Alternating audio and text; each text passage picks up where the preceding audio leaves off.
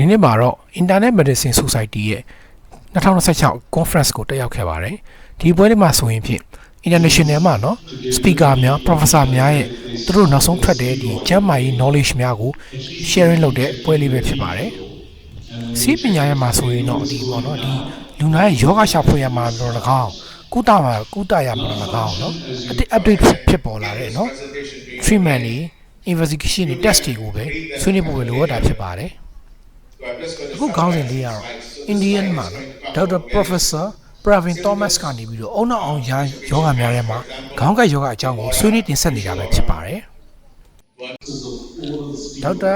Sujit Rajan ကနေပြီးတော့ဒီရင်ကျက်ပန်းနာနဲ့အဆုတ်ယောဂပတ်သက်တဲ့အကြောင်းတွေကိုထပ်လက်ပြီးတော့ဆွေးနွေးပြပါပါတယ်ပြီးရခါမှာအုံနောက်အောင်ယော Professor ဖြစ်တဲ့ဒေါက်တာ Lakshmin Narishhan ကနေပြီးတော့ခေါင်းကိုက်ယောဂအကြောင်းကိုသူ့ရဲ့အတွေ့အကြုံတွေသူတွေ့တဲ့လူနာတွေအကြောင်းကိုဆွေးနွေးပြီးတော့ဘုသူတကိုမျှဝေသွားခဲ့တာပဲဖြစ်ပါတယ်အလုံးမဲ့အကျိုးရှိတဲ့ပွဲလေးဖြစ်ခဲ့ပါတယ်And what is the food they do? Thank you for your attention.